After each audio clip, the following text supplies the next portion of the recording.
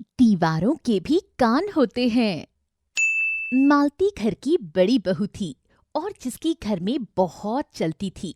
लेकिन घर में छोटी बहू नेहा के आने से वो बहुत परेशान हो रही थी, क्योंकि कहीं ना कहीं उसकी सत्ता हिलने वाली थी। सास हमेशा मालती का साथ देती, क्योंकि मालती ने सास को भी अपने सांचे में ढाल रखा था।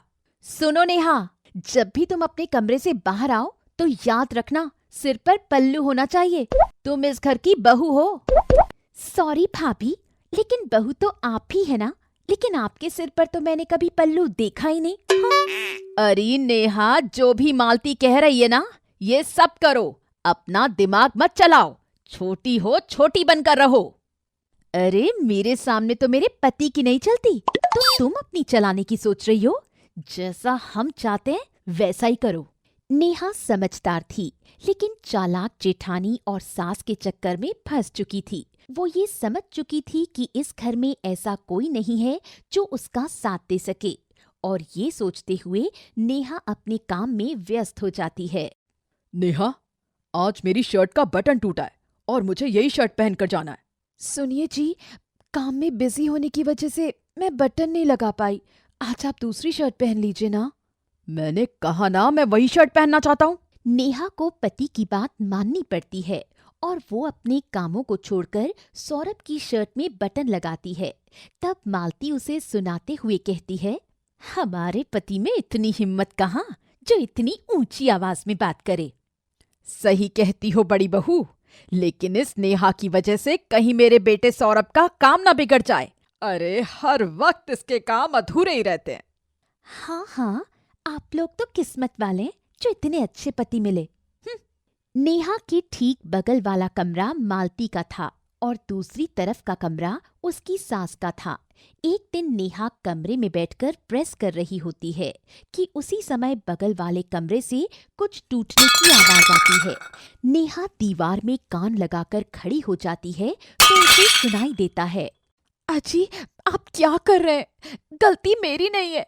आप ऐसे सामान मत फेंकिए। गलती तुम्हारी नहीं तो और किसकी है? एक तो गलती करती हो और ऊपर से मानती भी नहीं हो। आप तो समझते नहीं है, तो मैं क्या करूं? यूं ही सबको कहती फिरती हूँ कि घर में मेरी चलती है। आज के बाद भूल कर भी ऐसा मत सोचना कि घर में तुम्हारी चलती है। घर को चलाने वाला मैं हूं। अपना मुंह बंद रखा करो। अब तो नेहा को भरोसा ही नहीं होता कि जो मालती इतनी ढींगे हाका करती है, सच्चाई तो कुछ और ही है। अब जानबूझकर नेहा किचन में जल्दी जल्दी चली जाती है और जैसे ही मालती आती है तो नेहा कहती है, क्या बात है भाभी, आपका चेहरा बहुत उतरा नजर आ रहा है। ऐसा लगता है जैसे किसी से आपका झगड़ा हो गया हो। झगड़ा? और मुझसे? किसी में इतनी हिम्मत ही कहाँ है। नेहा समझ जाती है कि मालती झूठ बोल रही है और उधर मालती ये सोचती है कि आखिर नेहा को उसके चेहरे को देखकर सच्चाई पता कैसे चल गई। नेहा को मजा आने लगा क्योंकि कमरे की दीवार ने सारे राज खोल दिए। नेहा बहुत खुश होती है कि अब तो वो अपनी सास और जेठानी की बोलती बंद कर सकती है। एक दोपहर नेहा काम निपटाकर अपने कमरे में आराम करने लगी। उसे नींद तो नहीं आई, लेकिन वो चुपचाप लेटी रही। बारिश की वजह से उसे ठंड लगने लगी और वो पंखा बंद कर देती है। उसी समय उसे बगल में सास के कमरे से आवाज सुनाई देती है और नेहा दौड़कर अपने कानों को दीवार से लगा देती है। तब सास किसी से फोन पर बात कर रही थी। अरे मैं क्या बताऊं, मैं तो अपनी बड़ी बहू की हरकतों से बहुत परेशान हूँ। हर वक्त अपनी ही चलाती रहती है। आज मेरा बड़ा मन था कि खिचड़ी बनाकर खा लूं, लेकिन उसने मना कर दिया। कहती है खिचड़ी बीमारों का खाना है। अपने ही घर में चैन से खाना बनाकर भी नहीं खा सकती मैं। नेहा को सास की बात सुनकर सुकून मिलता है कि कोई और भी है जिसे जेठानी की हरकतें अच्छी नहीं लगती। कुछ देर बाद, माँ जी, आपके कमरे का फोन तो ठीक है ना? फोन? क्यों पूछ रही हो ऐसा नेहा? नहीं नहीं, मैं तो बस यूं ही पूछ रही थी।